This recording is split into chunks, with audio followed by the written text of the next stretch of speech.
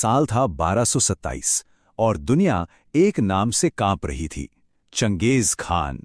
जरा सोचिए, हर तरफ धूल के बादल, लाखों घोड़ों की टापों से गूंजती जमीन। तो आइए समझते हैं कि आखिर कैसे एक अकेला इंसान इतनी बड़ी, इतनी अजेय ताकत बन गया। उसके साम्राज्य का आकार कितना बड़ा था, अंदाजा लगाना भी मुश्किल है।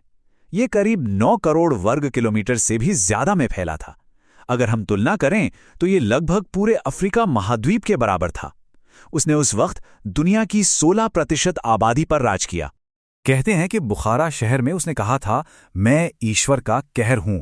ये शब्द सिर्फ शब्द नहीं थे, ये उसकी भयानक पहचान बन गई थी। पर यहां सबसे बड़ा सवाल यही उठता है, आखिर कोई एक अकेला इंसान इस मुकाम तक, इस ताकत तक पहुंचा तो पहुंचा कैसे?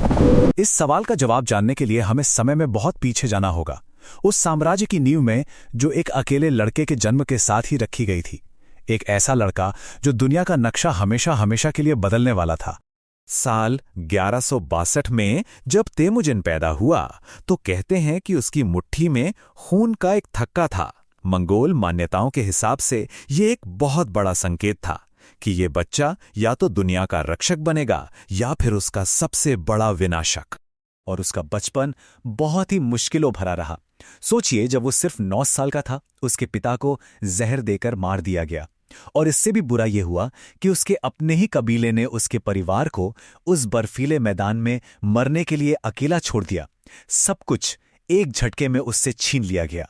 और यहीं से, उस वीराने से तेमुजिन की असल कहानी शुरू होती है। ये वो दौर था जब उसने जिंदा रहने के लिए लड़ना सीखा। यही वो दौर था जिसने उसकी इच्छा शक्ति को फौलाद का बना दिया।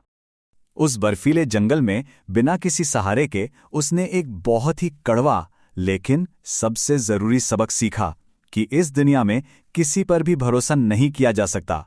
भरोसा करना है तो सिर्फ और सिर्फ अपनी ताकत पर। लेकिन देखिए, सिर्फ ताकत से साम्राज्य नहीं बनते।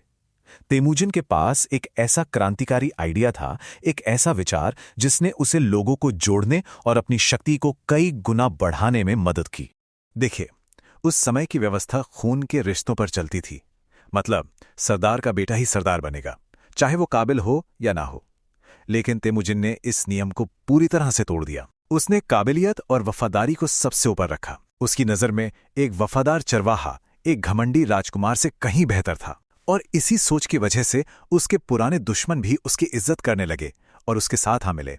और फिर साल 1206 में जब उसने मंगोल कबीलों को अपने इसी सोच पर एक कर दिया, तब तेमुजिन को एक नया नाम मिला, चंगेज खान। इसका मतलब था महासागरों का स्वामी, या कहें तो पूरी दुनिया का शासक। पर सिर्फ नाम और उपाधि से दुनिया नहीं जीती जाती। इसके लिए चाहिए थी एक सेना, एक ऐसी खौफनाक मिलिट्री मशीन जो उसने खुद तैयार की और जिसने युद्ध की परिभाषा ही बदल कर रख दी। मंगोल सेना वो बिजली की रफ्तार से हमला करती थी। हर सैनिक के पास 3-4 घोड़े होते थे ताकि वो बिना रुके, बिना थके लंबी दूरी तय कर सकें। वो दौड़ते घोड़े की पीठ से घूमकर तीर चलाने में माहिर थे और अक्सर दुश्मन को फंसाने के लिए झूठे ही पीछे हटने का नाटक करते थे और फिर पलटकर हमला कर देते थे।